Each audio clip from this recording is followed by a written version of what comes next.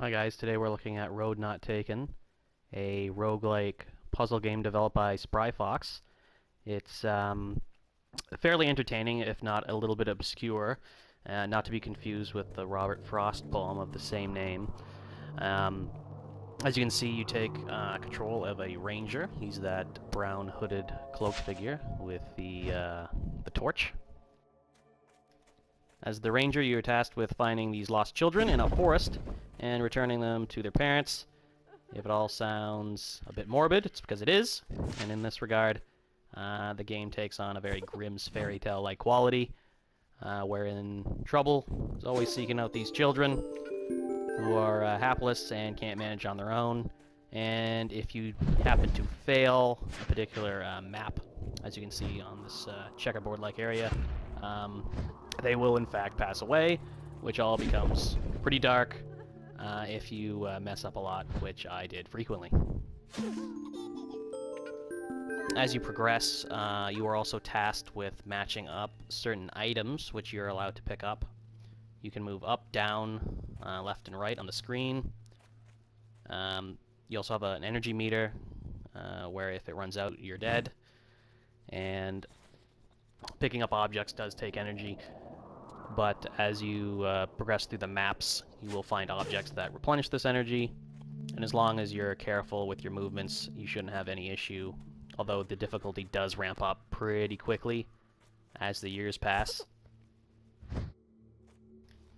As you can see by the art style, Road Not Taken utilizes a very cartoony, almost delightful style, but don't be fooled by the art style because the game does take on a very dark quality to it.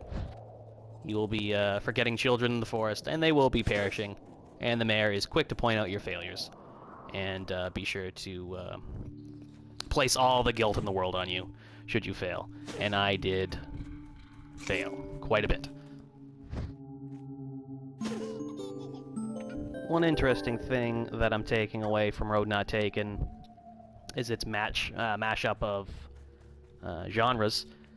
It is a puzzle game, but it's also a roguelike game where you are going to fail, but as you progress through the game, you become more aware of the different challenges facing you, the various way the objects behave in the game, how you have to manipulate them to your advantage to do well. And so they pulled that off fairly well.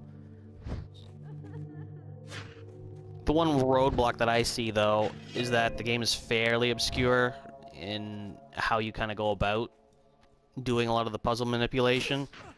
It's not an easy game to get into, and you'll quickly realize that one wrong move can set you back quite a bit.